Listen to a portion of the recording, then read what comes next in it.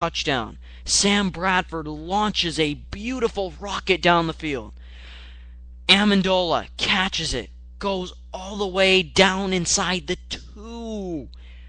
But, according to the referees, down onto the field, illegal formation. That would eliminate and negate the positive play.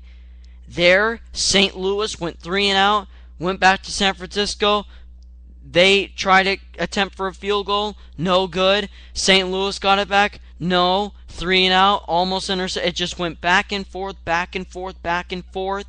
And we conclude with a half a win for San Francisco, a half a win for St. Louis, and a half a loss for San Francisco, and a half a loss for St. Louis.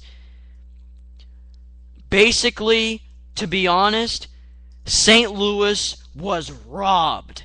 St. Louis should have won the football game. I don't know how they couldn't come up with a victory today. To me, it was shocking. St. Louis killed themselves, shot themselves in the foot, and they lost the football game. I mean, they tied the football game. Let me rephrase. And luckily for San Francisco, if you're a 49ers fan, you should be proud. Because, well, actually, we do have a 49ers fan, a faithful, Robert Dieters, who hosts, who's a part of this network, has some thoughts on this game. Is Robert there? Yes, this is Robert. Alright, Robert, the game happened, and yes, a half a win and a half a loss. What is your reaction? It was a crazy game. As you said, it went back and forth. And it just did field goals, missed. David Akers should have probably made, I believe it was like a 38-yard field goal attempt, and he just missed it. I was disappointed. You know, as an Irish fan, this is a game where you really take it. As I know we lost Alex Smith to a concussion, but Colin Kaepernick actually did pretty well. I have to give it up for Colin Kaepernick because he came out of nowhere. I know that first half, after Alex Smith got hurt, he had to regroup. That second half, he was on beast mode. You know, I'm just not an Irish team losing to the lowest ranked team in our division. It isn't always going to be. It's always going to be competitive. You can't take any team out of that division. Out of the division. Will you go out there and say that the NFC West is the best division in the NFL? Yes, it is, because you never know what's going to happen. I know these teams are sort of out, but with the Seahawks coming back a little bit, getting the win today, I still don't know what's going to happen in this NFC West. We really thank you, Robert. We have to go because we're running a little bit late here with the crazy finish, the bizarre finish, and we really thank you for you contributing. Thank you, Cameron, for letting me be on the show. Thanks. Okay. All right. Basically, okay, it's been such a quick turnaround. I'll still, you know what, if I have to, I'll go longer than usual. You can call in at 949-456-2911 to get your thoughts on the game, or any game. But I still have to get to what I want to say about these games. We're going to get to, and you know what, before commercial break, it would not do justice if we do not get to the San Diego Chargers and the Tampa Bay Buccaneers. That game was a wild shootout. Okay? Unbelievable how this game, a lot of people said, oh, here come the Chargers. This is their day. This is the time where they will get the victory, and this is the time where they will get back on track.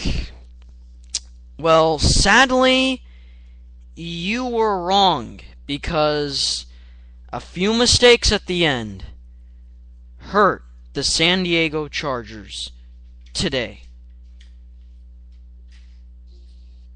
And San Diego really,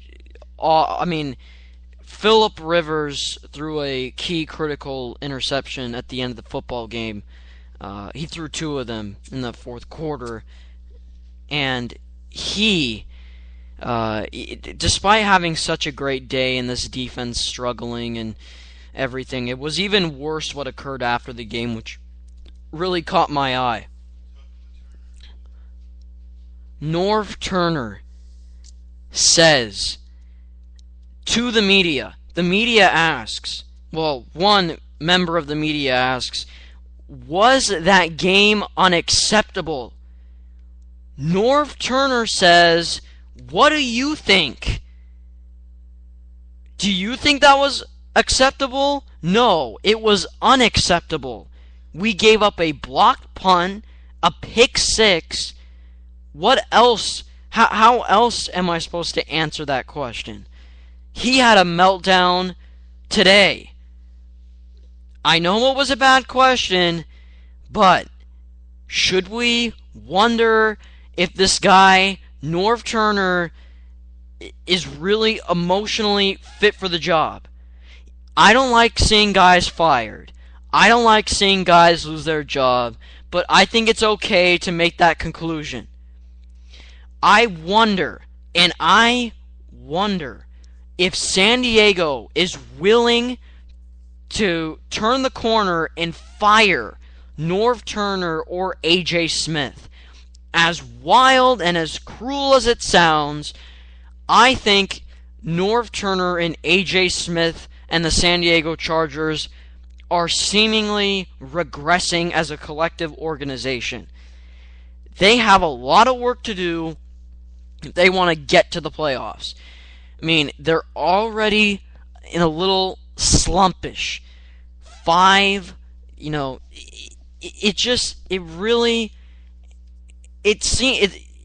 me, I just don't understand how a team that, to me, they're pretty talented.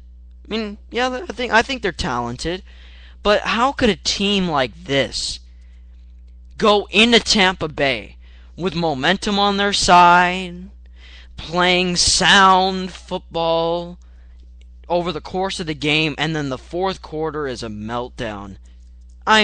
Complete meltdown. 10-point swing. Are you kidding me?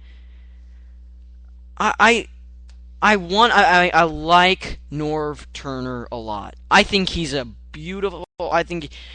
offensive genius in my mind.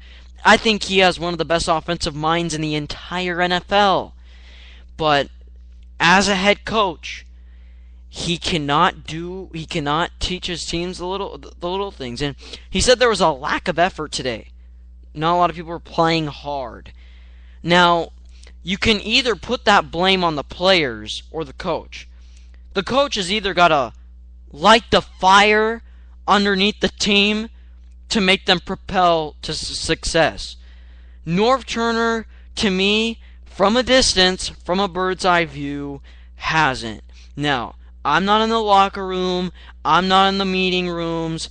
I'm not in those, in those practices. But let me tell you this.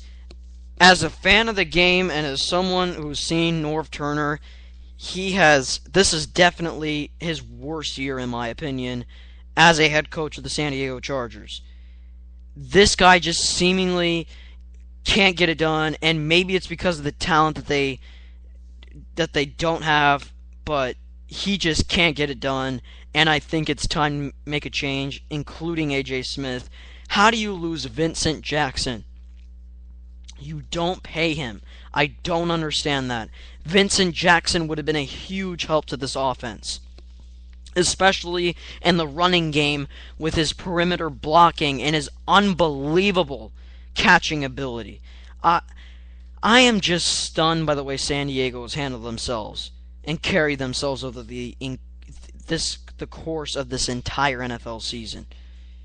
So San Diego's got to make some changes, right? That's basically what message I wanted to get across here on the program. All right. Denver, well, no, you're not going to talk about that one. I wanted to talk about the game between Cincinnati and the Giants. The Bengals and the Giants. Eli Manning, 2 interceptions. Andy Dalton, 0. Very impressed.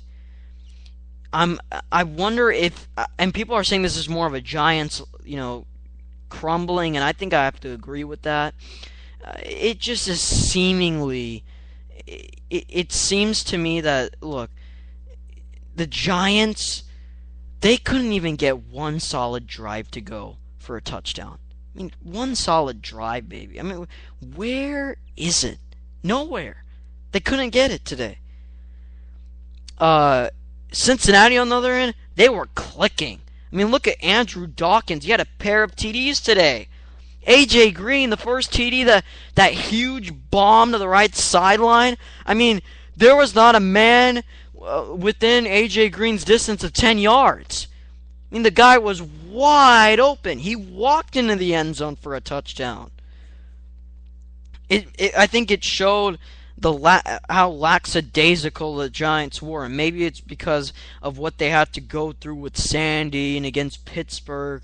But you know what? Credit to Cincinnati, rather, for stepping up big time and coming in there. So, I mean, they just flat out came in there and made those necessary plays, those key, critical, big plays, and they didn't have a ton of penalties, and a lot of credit goes to them. Solid job, Cincinnati. Another game I want to go to really quickly between the New England Patriots and the Buffalo Bills. New England, they did a solid job on offense. They don't need improvement there. Even though Bill Belichick says that Tom Brady needs more improvement, I disagree. But the Patriots secondary needs huge improvement. They did not have Aqib Talib, who they got in the trade deadline. Very big pickup, controversial, but very talented pickup.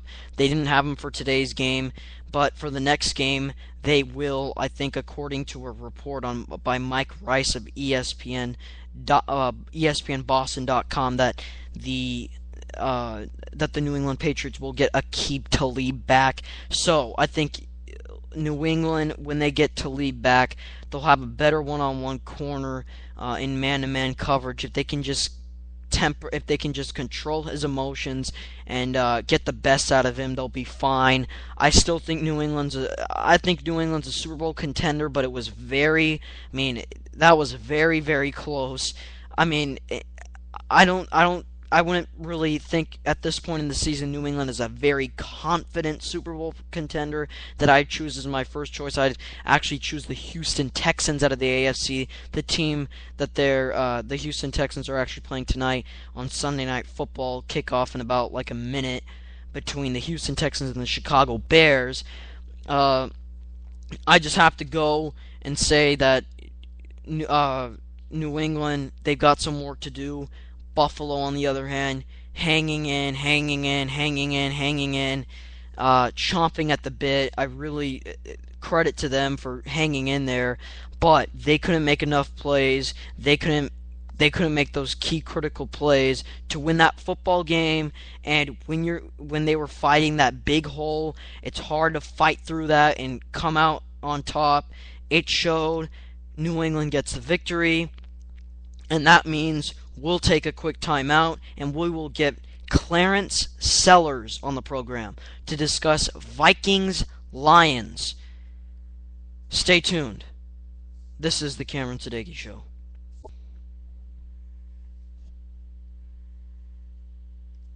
All right, we have Clarence Sellers on the line. Hello, Clarence. Is it you? Oh, we just introduced you right now on the program, and this is you can follow him on Twitter at MidwestBoy84. the game that we wanted to discuss with you between the Minnesota Vikings